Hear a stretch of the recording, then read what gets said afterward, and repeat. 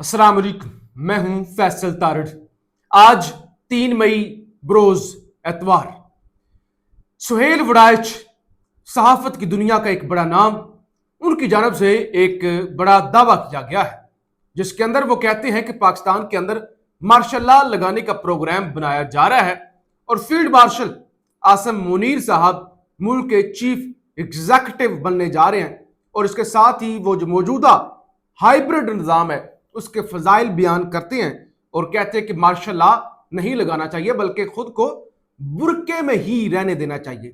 वो इंडियन गाना है ना, पर्दे में रहने दो, पर्दा जो उठ गया तो राज खुल जाएगा। तो उन्होंने कहा अपने आप को बुरके के अंदर छुपा कर रखें और मार्शल लॉ मत लगाएं। तो क्या सूरत हाल है, किस तरफ मामला जा रहे हैं, ईरान के हवाले से बड़ी खतरनाक चीजें सामने आ रही हैं, वो इस वीलॉग के अंदर आपके सामने रखनी है। आपसे गुजारिश है इस यूट्यूब चैनल को जरूर सब्सक्राइब करें। इससे पहले कि मैं आपको ये सारी चीजें आपके सामने रखूं कि जी क्या बुरके में रहने दें, क्या ना रहने दें, या क्या सुहेल वड़ाई साहब ने लिखा है, क्या आज खबरें आ रही हैं, जरा आज तज्जिया मैं 1 मिनट का आपके सामने पहले रख दूं, खबर बाद में रखता हूं। देखें, अब ये जो मार्शल लॉ की बात हो रही है, बताया जा रहा है जी मार्शल लॉ ना लगाया जाए, पर्दे में खुद को रखें, छुपा कर रखें। पाकिस्तान के अंदर एलानिया 4 मार्शल लॉ लग चुके हैं। 4, अयूब खान का मार्शल लॉ, याह्या खान का मार्शल लॉ, फिर जिया का और फिर मुशर्रफ का मार्शल लॉ।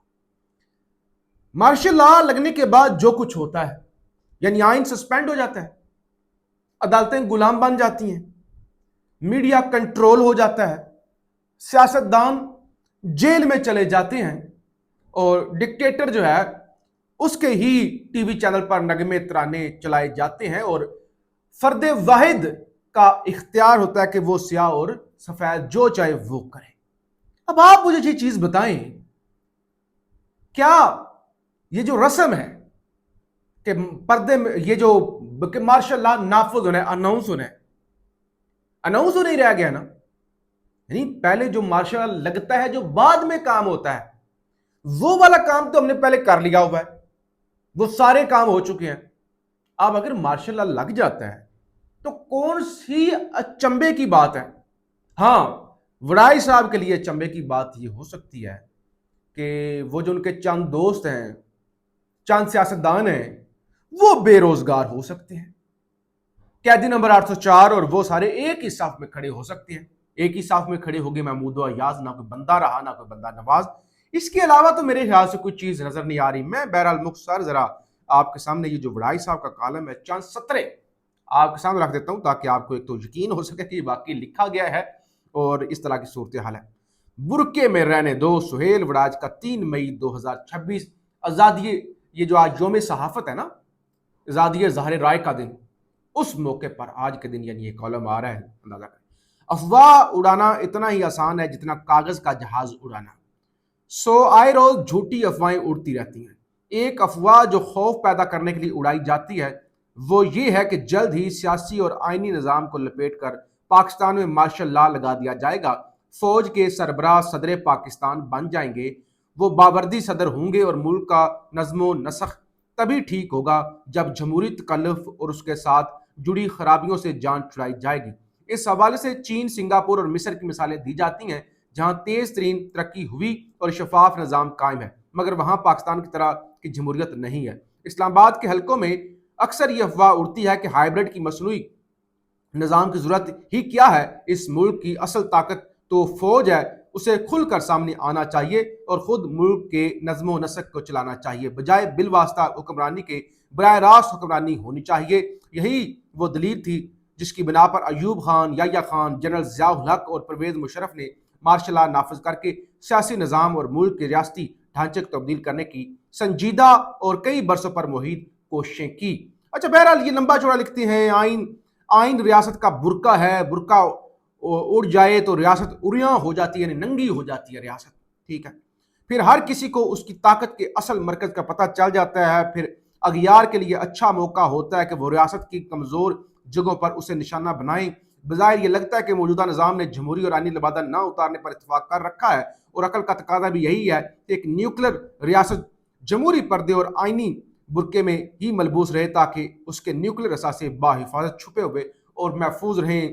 ترکی نے برقع ایجاد کیا تھا، یعنی لمبا چوڑا انہوں نے لکھا ہے، اور نیچے لکھتے ہیں اسٹیبلشمنٹ اور دفاع کی طاقت کو اپنے برقعے کے نیچے چھپائے رکھیں، سیاسی اور آئینی حکومت کمزور بھی ہوں، نااہل بھی ہوں تو وہ غیر جمہوری حکومتوں سے کہیں بہتر ہوتی ہے، عاجز تو یہی عرض کر سکتا ہے کہ برقع نہ اتارو۔ یہ لمبا چوڑا کالم ہے، آپ جا خود پڑھ سکتے ہیں جو انہوں نے لکھا ہے، اور بے شمار چیزیں کہ یہ ہو رہا ہے، یہ ہونے جا رہا ہے، ایسا ہو سکتا ہے، ایسی افواہیں ہیں، یعنی اشارتاً انہوں نے بہت کچھ بتانے کی کوشش کی ہے کہ ایسا ہو سکتا ہے، اور ظاہر ہے انہوں نے کہا کہ افواہ ایسی اڑی ہوئی ہے۔ ٹھیک ہے، سہیل ورائچ بڑے گھاگ، بڑے سمجھدار، شاطر صحافی ہیں، وہ جو بات کرتے ہیں اشاروں کے اندر بھی وہ اس کے اندر کوئی نہ کوئی بات ہوتی ہے۔ دو چیزیں یہاں پہ ہو سکتی ہیں، ایک یہ کہ مارشل لا، منی مارشل لا کہہ لیں، یا مارشل لا سے کے بعد کی جو صورتحال ہوتی ہے وہ تو آلریڈی ہے، صرف ایک وہ پردہ پوشی ہے، وہ پردہ، وہ جو برقع ہے، وہ برقعے کے لیے شہباز شریف صاحب ہیں۔ ایک تو یہ ہو کہ یہ برقع اتار کے مارشل لا کی طرف معاملات جا رہے ہوں عملی طور پہ، یعنی فیلڈ مارشل صاحب۔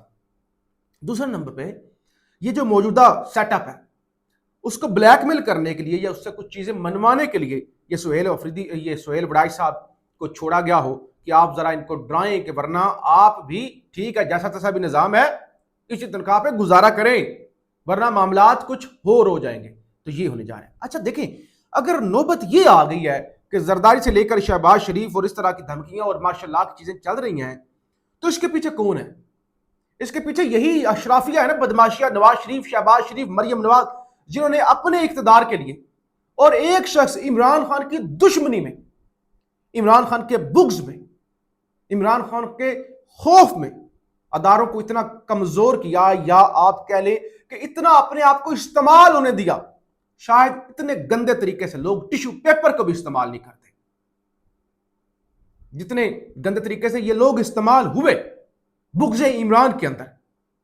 اور آج نوبت یہ آ گئی ہے کہ ان کا اپنا بھی ایک تو کوئی عزت نفس نہیں ہے، کان سے پکڑو یہ کر دو، کوئی عزت نفس نہیں ہے، اور دوسرے نمبر پہ کسی وقت بھی ان کو چلتا کیا جا سکتا ہے۔ تو یہ چل رہا ہے۔ بہرحال آپ اس حوالے سے مزید چیزیں پڑھ سکتے ہیں، اور دیکھیں نا یہ وہ جو ون کانسٹیٹیوشن ایونیو بلڈنگ کے حوالے سے ابھی جو چیزیں سامنے آ رہی ہیں، انکشافات، ابصار عالم صاحب عدالتوں کو مینج کرنے کے اس سے لے کر آگے تک جو سارے معاملات ہیں، اس نے سارا پردہ تو آلریڈی اتار دیا ہے۔ یہ جو وڑائی صاحب کہہ رہے ہیں کہ برقعے میں رہنے دو، تو برقعہ تو ابصار عالم صاحب نے اتار لیا رات کو، عدالتوں کو مینج کرنے سے لے کر جہازوں سے بھرے ہوئے جو منی لانڈرنگ اور وہ سارا کچھ۔ ابھی زرار کھوڑو صاحب کا ایک کلپ میرے سامنے ہے جس میں کہتے ہیں محسن نقوی نے جب سینٹ کا الیکشن لڑا تو انہوں نے دبئی والا اپارٹمنٹ ڈکلیئر ہی نہیں کیا تھا، انہوں نے ضرورت ہی نہیں سمجھی۔ ان کے خلاف اگر کوئی الیکشن کمیشن کے اندر جا کے ان کو نائل کروانا چاہے تو وہ کروا سکتا ہے، کیونکہ انہوں نے الیکشن لڑتے وقت وہ ڈکلیئر ہی نہیں کیا تھا۔ لیکن کون کرا سکتا ہے؟ محسن نقوی صاحب کون سا تا حیات سینیٹر رہیں گے، وہ تب تک سینیٹر رہیں گے یا کچھ بھی رہیں گے جب تک وہ طاقت میں ہے۔ جب وہ طاقت میں نہیں ہوں گے تو پھر سینیٹرشپ کدھر گئی اور کدھر گئی، کون ان کو نائل کرے گا؟ ابھی تو کوئی نہیں کر سکتا۔ جب نائلی والی باری آئے گی، جب اتنا اس طرح کے حالات ہو جائیں گے، پھر ان کو سینیٹر رہنے کی ضرورت نہیں ہے، ظاہر ہے وہ ملک سے ہی بھاگ جائیں گے۔ دوسری طرف ایران نے بڑا واضح کر دیا، ایران نے ایک پرپوزل دیا پاکستان کو بھی حالیہ کہ یہ بھائی پرپوزل ہے کہ اب رائے ہرمز کو کھولیں، ہم بھی کھولتے ہیں، امریکہ بھی اپنی بلوکیج ختم کرے، جنگ مستقل ختم کرے، اور جو چیزیں ہیں مل کے بیٹھ کے اس پہ اتفاق کر لیتے ہیں۔ امریکہ نے وہ پرپوزل ریجیکٹ کر دیا ہے۔ اب ایران کہتا ہے کہ نئی تجویز پاکستان کے حوالے کر دیں، اب فیصلہ امریکہ کے ہاتھ میں ہے، وہ سفارتکاری کا راستہ اختیار کرے یا کشیدگی جو ہے وہ جاری رکھے، انہوں نے کہا ان کے اختیار میں ہے، ہم نے جو کرنا تھا ہم نے پرپوزل دے دیا ہے، ایکسیپٹ کرنا ریجیکٹ کرنا امریکہ کا کام ہے، وہ سوچ لے، اور ہم جنگ کے لیے تیار ہیں، ہمیں کوئی پرواہ نہیں ہے۔ ٹرمپ کا جنگ بندی کے لیے پاکستان کے ذریعے ملی نئی تجاویز پر عدم اطمینان کا اظہار، یعنی انہوں نے عدم اطمینان کر دیا۔ تو اب ایران کے اندر میزائل الرٹ ہے، ایران پہلے سے زیادہ متحرک ہے، زیادہ سے وہ جو اپنے پچھلی جنگ کے اندر اگر کوئی غلطیاں تھی بھی تو اس کو دور کر رہا ہے، اور امریکہ اور اسرائیل بھی تیاری کر رہا ہے، کسی وقت بھی جو ہے وہ جنگ کے شعلے جو ہے وہ بھڑک سکتے ہیں۔ بہرحال خبریں بہت ساری تھی، اگلے ویلاگ میں تفصیل سے باقی جو چیزیں وہ آپ کے سامنے رکھ دیں گے۔ ابھی آپ کا اوپینین چاہیے ہوگا کہ کیا واقعی یہ کوئی بلیک میل کرنے کے لیے عارضی طور پہ یہ سارا کچھ ہو رہا ہے، یا ماشاء اللہ لگنے جا رہا ہے، اور اگر ماشاء اللہ لگتا ہے تو اس کا کیا نقصان ہوگا؟ بظاہر تو عدالتیں ماشاء اللہ والی کام ہے، الیکشن کمیشن ماشاء اللہ والی کام کر رہا ہے، میڈیا ماشاء اللہ کی طرح ہی کنٹرولڈ ہے، سوشل میڈیا سب کچھ. فیڈ بیک ضرور دیجیے گا. پاکستان زندہ باد.